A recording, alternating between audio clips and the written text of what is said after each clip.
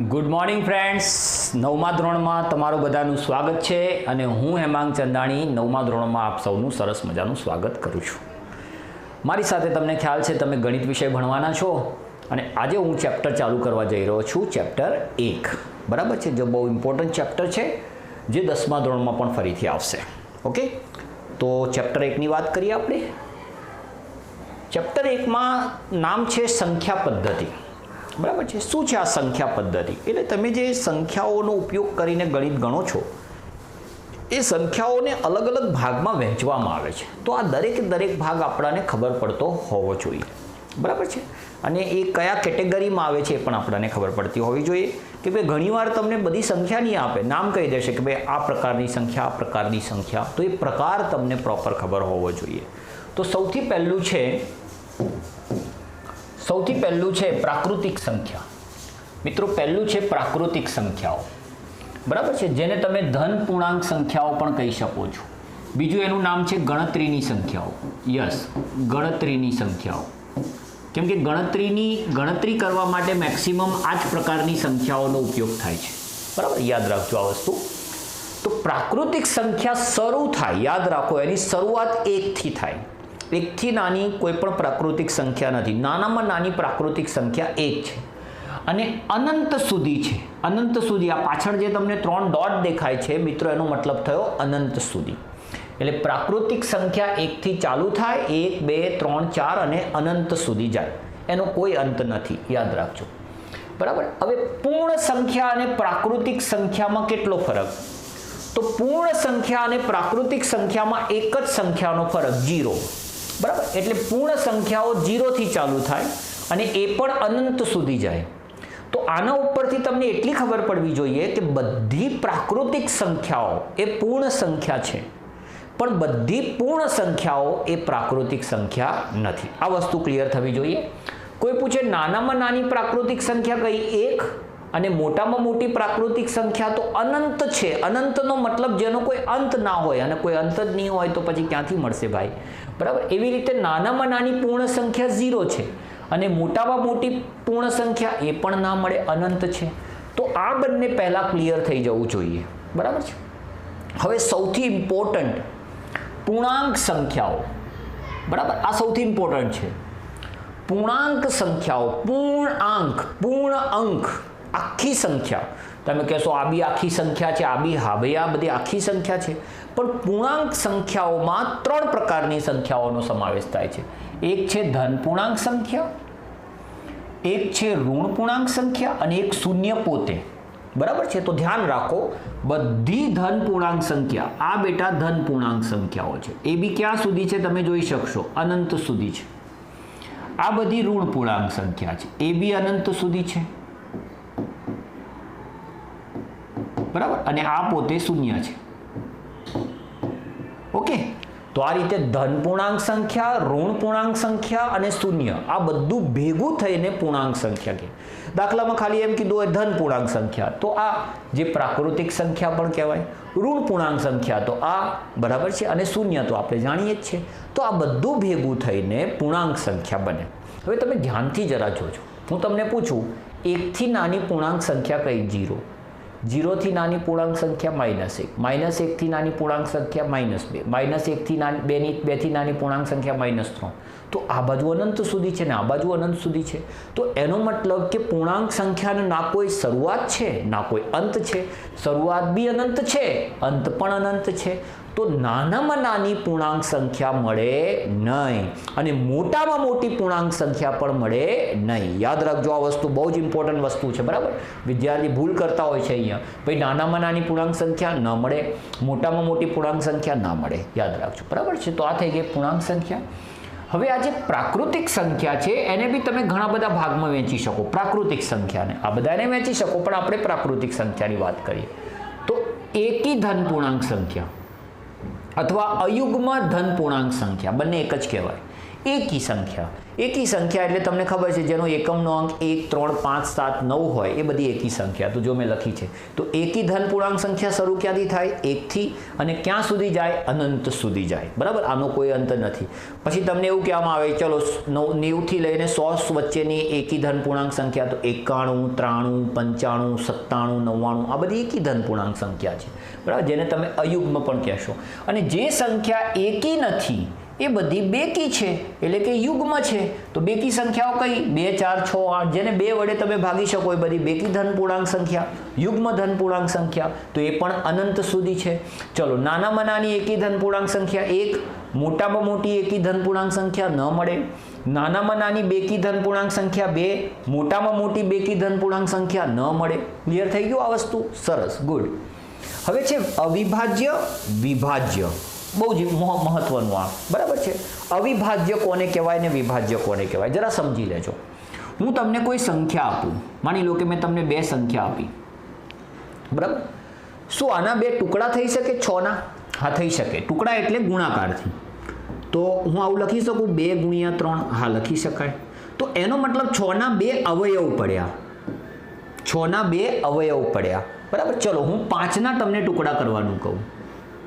બરાબર છે, તો 5ના ખાલી એક જ ટુકડો થઈ શકે. 5 એકા 5, આના સિવાય બીજો કોઈ ટુકડો ના થઈ શકે.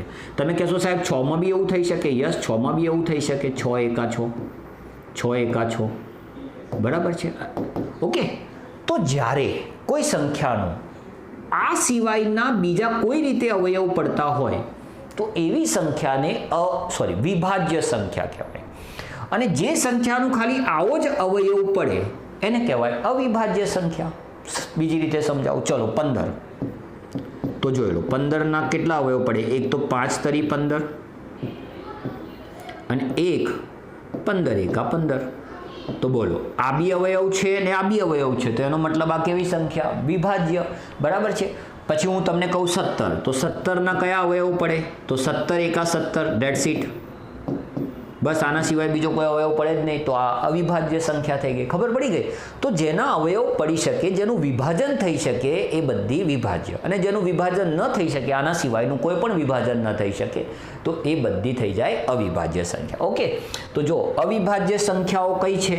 તો 2 થી ચાલુ થાય. 2, 3, 5, 7 ક્યાં સુધી? અનંત સુધી. અને એના સિવાયની બધી કેવી છે? વિભાજ્ય સંખ્યા. ઓકે, તો 4, 6, 8, 9, 10 એ બી અનંત સુધી. તો બોલો નાનામાં નાની અવિભાજ્ય સંખ્યા 2 અને નાનામાં નાની વિભાજ્ય સંખ્યા 4.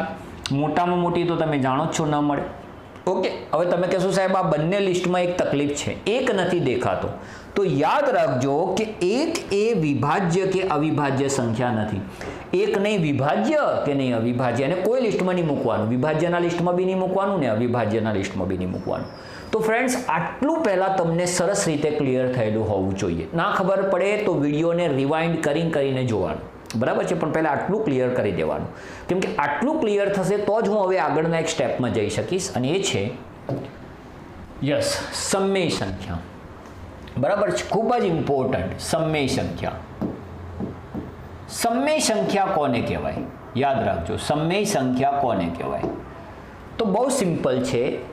જે સંખ્યાને તમે P/Q સ્વરૂપમાં લખી શકો. સાંભળજો, જે સંખ્યાને તમે P/Q સ્વરૂપમાં લખી શકો. બરાબર છે, જ્યાં P અને Q આ બંને પૂર્ણાંકો હોવા જોઈએ. હવે મને પૂછતા નહીં રેડિયારો કે પૂર્ણાંક કોને કહેવાય. હમણાં તો સમજાયું, ધન પૂર્ણાંક, ઋણ પૂર્ણાંક, શૂન્ય. બરાબર છે, આ બધું હોવું જોઈએ. અને Q મોસ્ટ ઇમ્પોર્ટન્ટ, Q જે છે એ 0 ના હોવું જોઈએ. That's it. આટલી શરતનું પાલન થાય તો કહી શકાય કે એ સંખ્યા સમમેય સંખ્યા છે. ફરી એકવાર, જે સંખ્યાને તમે P/Q સ્વરૂપમાં દર્શાવી શકતા હોય, જેમાં P અને Q પૂર્ણાંક સંખ્યા હોઈ શકે, પણ Q ભલે પૂર્ણાંક છે પણ 0 ના હોવો જોઈએ. બરાબર છે, છેદમાં 0 ના હોવો જોઈએ. તો ચલો એક પ્રશ્ન પૂછું, બોલો તો આ સંખ્યા સમમેય સંખ્યા છે કે નહીં? હા સાહેબ, 2 અને 3 P અને Q સ્વરૂપમાં છે. P અને Q બંને પૂર્ણાંક છે અને Q 0 નથી, તો આ સમમેય સંખ્યા છે. ગ્રેટ. ચલો આ સંખ્યા -5/11, તો યસ આ બી સમમેય સંખ્યા છે. તમે જોઈ લો. ઓકે, આ બી સમય સંખ્યા છે. ચલો હવે તમને પૂછું કે 21/4, તો યસ આ બી સમય સંખ્યા છે. ઓકે, હવે હું તમને પૂછું 5/-2, તો યસ આ બંને જો પૂર્ણાંક છે, આ ધન પૂર્ણાંક છે, આ ઋણ પૂર્ણાંક છે, આ સ્વરૂપમાં છે, તો આ પણ સમય સંખ્યા છે.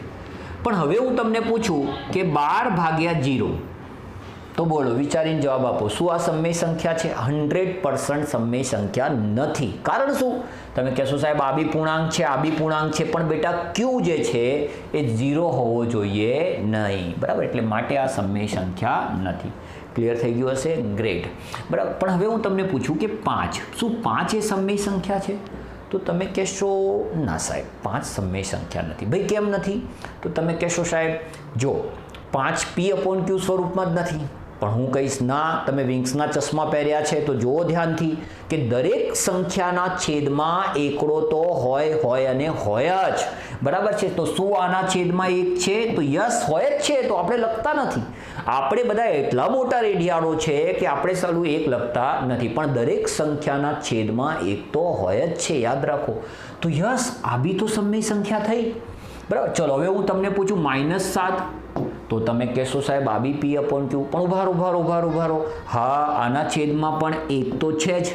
બરાબર છે, તો એનો મતલબ આ બી સમય સંખ્યા થઈ. હું કહું 0, તો તમે કહેશો હા 0ના છેદમાં બી 1 હોય, તો યસ આ બી સમય સંખ્યા થઈ ગઈ. તો એનો મતલબ એ થયો કે હમણાં મેં તમને જેટલી બી સંખ્યાઓ શીખવાડી મિત્રો, આ બધી સમય સંખ્યાઓ છે, યાદ રાખો. આ બધી પણ અને આના સિવાયની એ બધી કે જેને તમે P/Q સ્વરૂપમાં દર્શાવી શકો. જો આટલું તમને ખબર પડતી હોય તો આ પ્રકારનો કોઈ પણ દાખલો આવડે. ચલો હવે આ આટલું શીખ્યા તો આપણે સ્વાધ્યાય 1.1 જોઈ લઈએ. કેટલું ઈઝી છે જો. શું 0 એ એક સમય સંખ્યા છે? ચલો હું તમને પ્રશ્ન પૂછું છું, બોલો 0. શું આ સમય સંખ્યા છે? તમે કહેશો હમણાં તો શીખવાડ્યું સાહેબ તમે. હા છે. કેમ છે ભાઈ? કેમ કે 0ના છેદમાં 1 છે. બરાબર, અને આ P/Q સ્વરૂપ છે, જોઈ લો. બરાબર છે, જેમાં P ઉપર જે છે એ પૂર્ણાંક સંખ્યા છે. બરાબર છે, પૂર્ણાંક સંખ્યા છે. બરાબર, નીચે પણ પૂર્ણાંક સંખ્યા છે. જો તમે નીચે પણ પૂર્ણાંક સંખ્યા છે, આ બંને પૂર્ણાંક સંખ્યા છે, અને પાછું Q જે છે એ 0 નથી. તમે કહેશો સાહેબ P તો 0 છે. હા, P 0 હોઈ શકે, પણ Q 0 હોવો જોઈએ નહીં. તો આ બધી શરતોનું પાલન થાય છે, માટે યસ આ એક સમય સંખ્યા છે. બરાબર છે, આટલું તમારે લખવાનું હતું. કયું પણ છે કે P/Q સ્વરૂપમાં લખો. મેં P/Q સ્વરૂપમાં લખી દીધું અને આ તમારી સમય સંખ્યા થઈ ગઈ. Very simple. આગળ વધીએ. 3 અને 4 વચ્ચેની 6 સમય સંખ્યાઓ શોધો. હવે આવો પ્રશ્ન પૂછાય તો શું કરવાનું? બરાબર છે, 6 સમય સંખ્યા શોધવાનું કીધું છે. તો સૌથી પહેલાં તમારે 3 લખવાના અને 4 લખવાના. અચ્છા, કહી શકશો આ બંનેના છેદમાં અત્યારે કઈ સંખ્યા હશે? તો તમે કહેશો સાહેબ આ બંનેના છેદમાં એકડો તો છે જ. યસ, તો સૌથી પહેલું કામ બંનેના છેદ તમે જોઈ લો કયા કયા છે. બંનેના છેદમાં 1 છે. આ બહુ મોસ્ટ ઇમ્પોર્ટન્ટ છે. પરીક્ષામાં આ જ ટાઈપનો દાખલો આવવાનો છે, રેડિયારો ધ્યાન રાખજો. બરાબર છે, તો આ બંનેના છેદમાં 1 છે. અચ્છા, હવે આ બંનેની વચ્ચેની 6 સમય સંખ્યાઓ કે જે આ સ્વરૂપમાં હોય, P/Q સ્વરૂપમાં હોય, એવી 6 સમય સંખ્યા. તો શું કરવાનું? આ બંનેના છેદને મોટા બનાવવાના. તમે કહેશો મોટા બનાવવાના? કેવી રીતે મોટા બનાવવા? એના માટે કેટલી સંખ્યા શોધવાની છે? 6 ને. તો 6 થી મોટી કોઈ પણ સંખ્યા ધારી લો. For example 10. તો અહીંયા આ બંનેને ઉપર નીચે 10 વડે ગુણી દઈએ. જોયો લો, ઉપર નીચે 10 વડે ગુણી દઈએ. તો બોલો ઉપર કેટલા થશે? 30. નીચે થશે 10. ઉપર થશે 40 અને નીચે થશે 10. ખબર પડી? બંનેના છેદ સરખા કરવાના અને જેટલી સંખ્યા કીધી છે એનાથી મોટી સંખ્યા વડે ઉપર નીચે ગુણી દેવાનું. ધેટ્સ ઇટ, પતી ગયું. બસ હવે સિમ્પલ છે. હવે તમે ખાલી અંશ જુઓ. આ કહેશો 30 છે, આ 40 છે. બોલો 30 અને 40 વચ્ચે કઈ કઈ સંખ્યાઓ આવેલી છે? તો પહેલા તો હું 6 લખું સમય સંખ્યાઓ.